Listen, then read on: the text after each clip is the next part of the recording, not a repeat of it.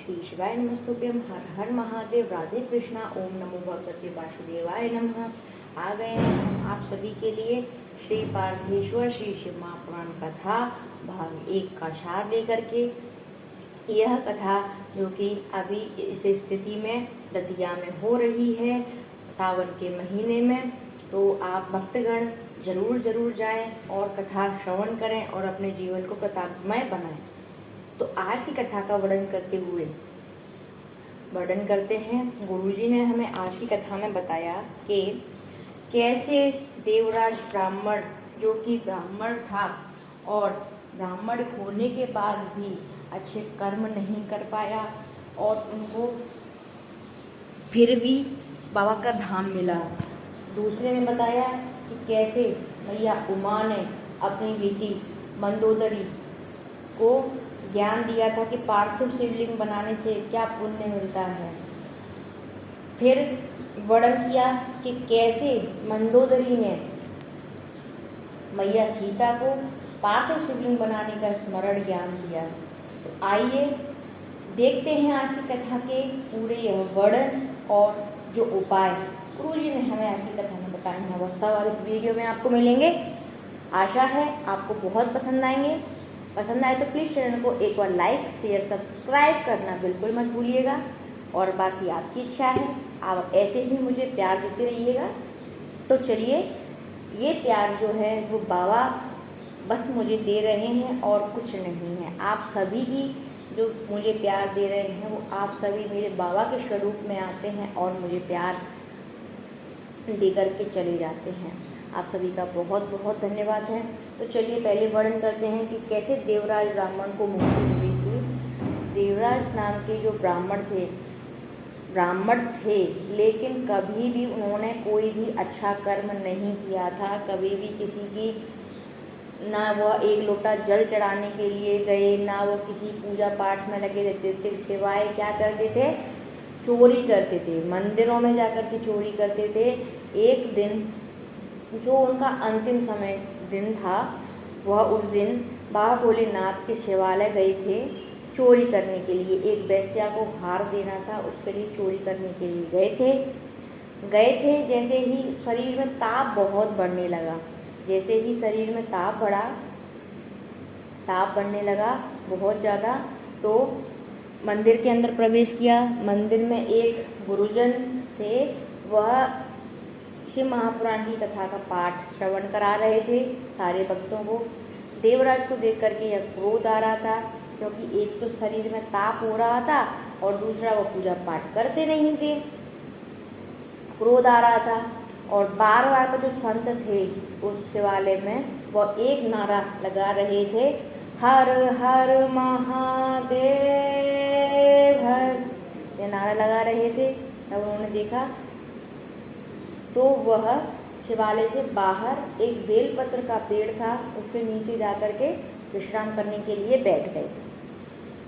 विश्राम करने के लिए देवराज बैठे, लेकिन उनको ज्ञात नहीं था कि वह बेलपत्र का वृक्ष है जिसके नीचे वह विश्राम करने के लिए बैठे हैं। जैसे ही बेलपत्र के नीचे विश्राम करने के लिए बैठे, कुछ क्षण में उनके प्राण छूट गए। जैसे ही प्राण छूटे,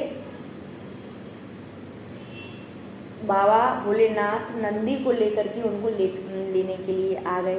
नंदी को लेने के आ गए, तब देवराज के मन में आया और उन्होंने बाबा भोलेनाथ से पूछा कि प्रभु, मैंने कभी कोई पुण्य नहीं किया, मैंने कोई कभी सत्कर्म में नहीं लगा, फिर मुझे आप लेने के लिए कैसे आए हो?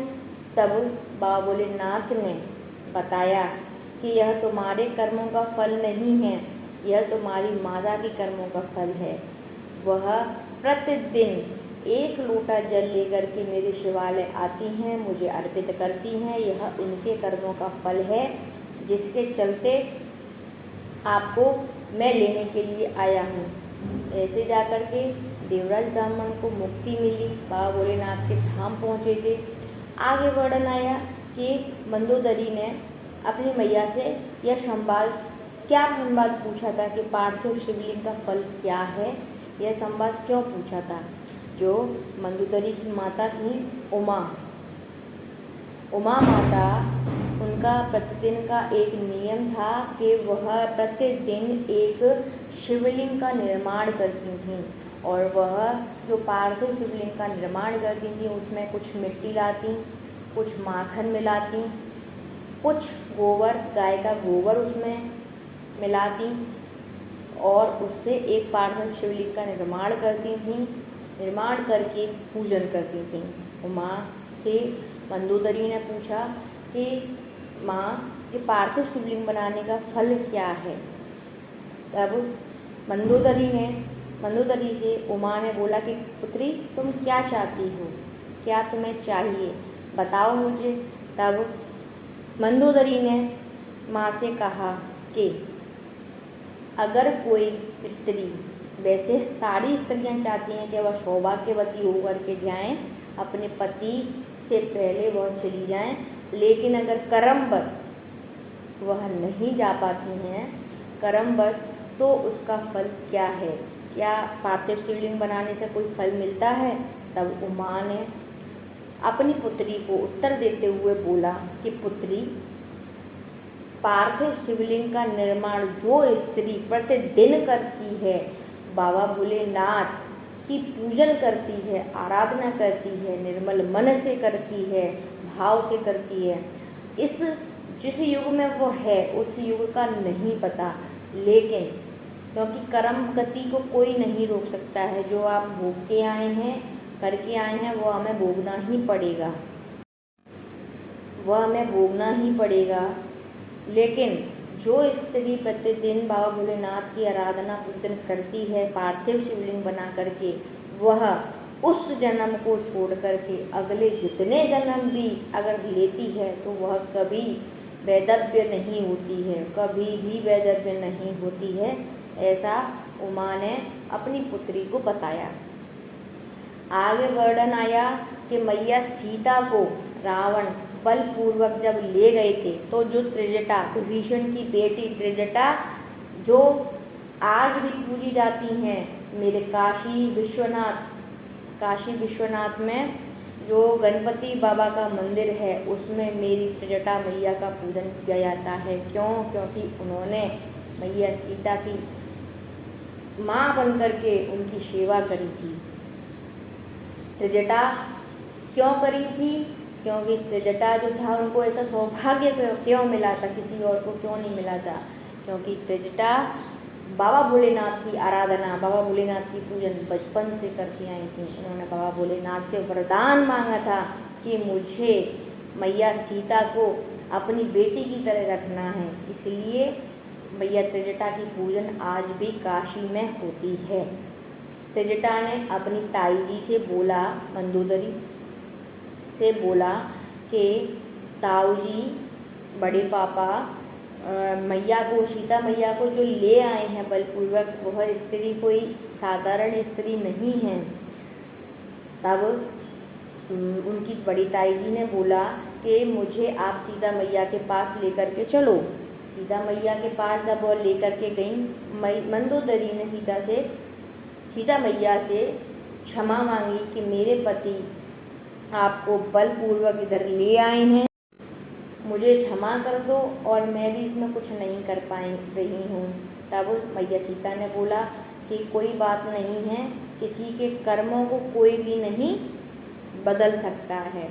तब मंदोदरी ने सीता से बोला कि मैं जिस आराध्य की पूजन करती हूँ, वो उस आराध्य देव की पूजन आप भी कीजिए, और उससे होगा ये कि जब मेरे पति से जो युद्ध होगा उसके बाद, उससे पहले आपके पति राम जी का दर्शन आपको पहले हो जाएगा।